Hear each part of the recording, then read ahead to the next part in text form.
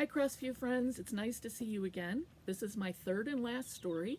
So, although it may be in a different order when your teachers show it to you, but I am out on my patio and I came to tell you one more story before the year is over and you guys become fourth graders.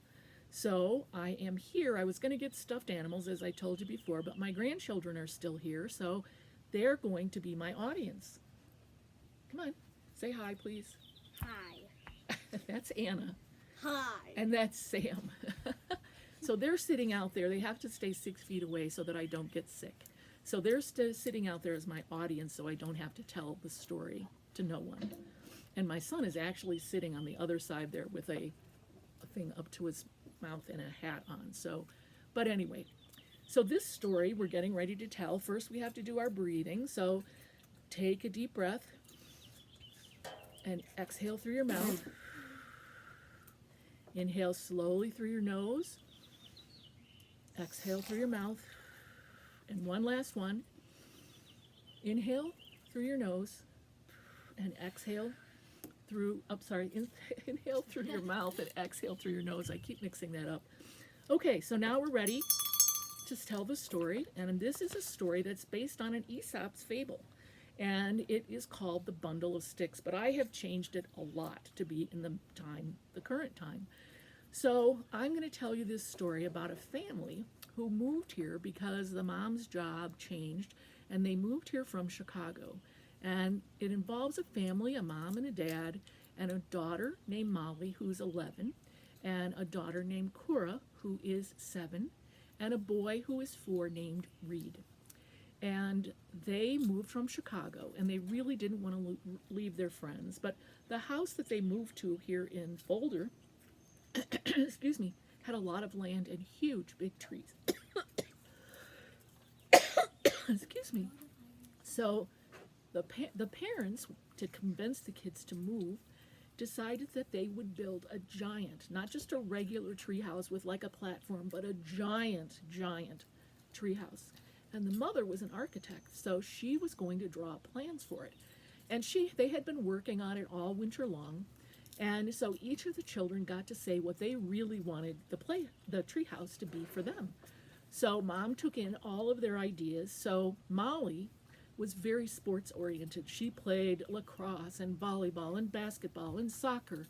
And she rode bikes and she climbed and she kayaked and she stand-up paddleboard. So she was like the major sports person in the family.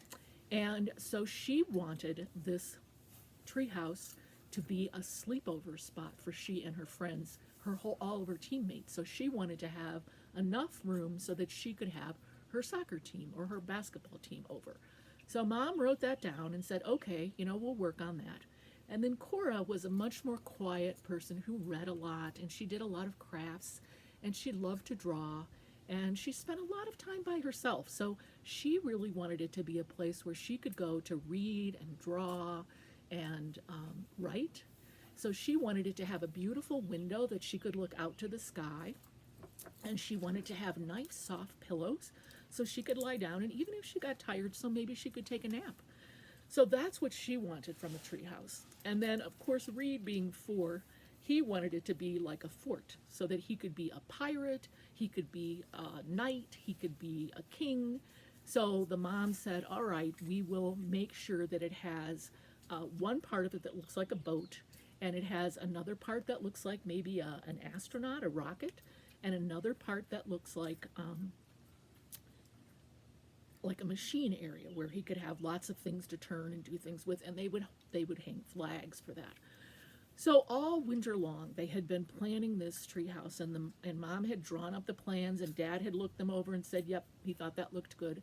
So finally, it had been a terribly rainy spring, and everybody had been inside, much like what we are right now when we're quarantining, except they got to go to school, but they didn't have any recess because every day it rained and it thundered and it lightened. So they couldn't go out and play even in the rain. Even when it was, they could put boots on and have umbrellas, couldn't do it because it just kept thundering and lightning. So there was a lot of bickering going on in this house. I don't know what it's like for your house after you guys have all been inside for a while, but there was a lot of fighting. They heard a lot of, Mom, he's blah, blah, blah. And they heard, oh, Mom, she's blah, blah, blah. And they heard, no, leave me alone. No, get out of my room. No, leave me alone. She took my stuff. Now, I don't imagine that you guys ever hear any of that in your house. But as I said before, I hear from my son that there is a fair amount of that going on right now at his house with my grandchildren. So anyway, so the kids get up and they say, Mom says we're going to have pancakes and bacon, and we are then going to go out. The sun is out. It's the first day we've seen the sun. Your dad has taken off on a hike with a friend, and so we are going to start building the treehouse today. And I had wood delivered. I called Home Depot early this morning, and I had all the wood delivered, so it's sitting out in the front.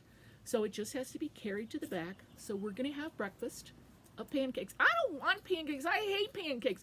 Oh my gosh. Don't even say it. We're having pancakes and bacon. If you aren't hungry, don't eat.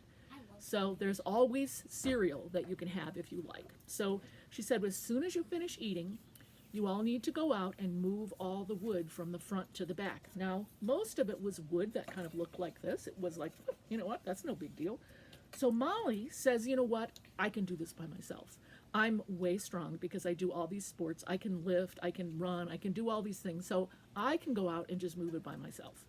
So she went outside, and it ended up being that it was a bunch of these that were all tied together and were as big as a bunk bed. So they were stacked up in these giant stacks. So she looked at it and she said, well, I can still do this. So she went over and she pulled on some of the cords that were holding the wood together, and it didn't budge. And she did it again. And she did it again, and it wouldn't budge. So now she's really angry. So she goes stomping in the house and she says, you know what, nobody's going to be able to move that wood because it's too heavy. There's too much of it. You know, if I can't do it, nobody can do it. So Cora says, well, you know what, I'm very creative. So I think of new solutions to lots of things. I don't just try to force everything. So she said, I'll go out and see if I can see some creative way to move it. And she looked at it and she said, oh my gosh, this is huge. So she went in, and she doesn't really say a lot when she's mad. She just goes stomping in, and she's just pouting. And she sits down to eat her breakfast. And so Reed says, well, if they can't do it, how could I possibly do it? I'm not even going to try. So the mom says, okay, everybody eat your breakfast. She said, all right, the deal is now, when you're finished, is that if you don't get the wood moved to the back, then there won't be a treehouse. We've planned, and we have all the wood we need to make the treehouse that Molly wants, that Cora wants, that Sam wants, but you're going to have to figure out how to get the wood. What? Sam. Did I say Sam? Reed. Sorry, Reed wants. And I was looking at Sam. So anyway, you're going to have to get it to the back. I'm going to go get my tools together and get the saws and everything set up. So you're going to have to figure it out. And they're like, I can't do it. And Molly says, well, I tried and I can't do it. And Reed just says, I don't have a chance. I'm only 4 years old. So she said, well, you're going to have to figure it out if you want a treehouse. So they all went out after breakfast, and they stood there looking, and they're like, what are we going to do? So Molly says, well, I think that maybe if we all try to lift, we could lift one up. So everybody take a corner and see if we can lift this big stack of wood. So they take a corner and they go, and they can't. They try again. They're like, okay, shift positions. Everybody go to a corner.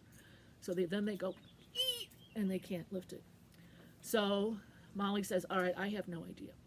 Cora then looks at it and she says, I'm wondering if we really have to move them all together. How about if I go get my craft scissors and we just cut the tape that's keeping them together and we move them little by little? And everybody said, wow, maybe that might work. So she went in and got the scissors and she cut them.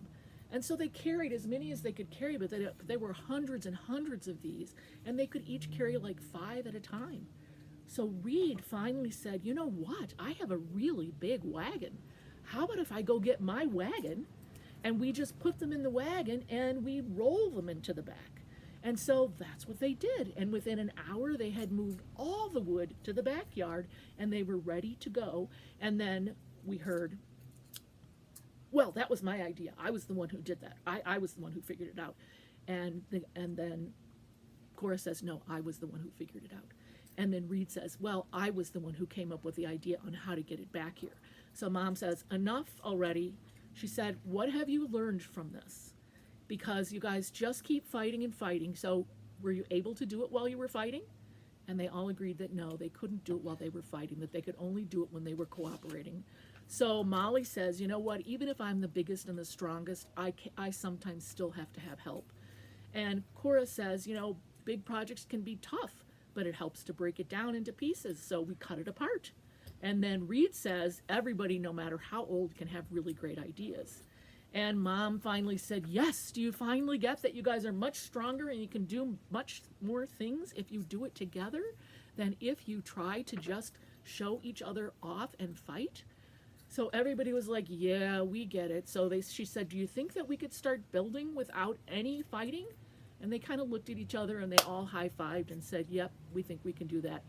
So they ultimately then said, let's start building. And that is the end of that story. And I hear that it's true, but if it isn't true, then I hope it would be. So we have one more set of jokes. And it is, let me read some to you. Knock, knock. Who's there? June, June who? do you know any good knock, knock jokes?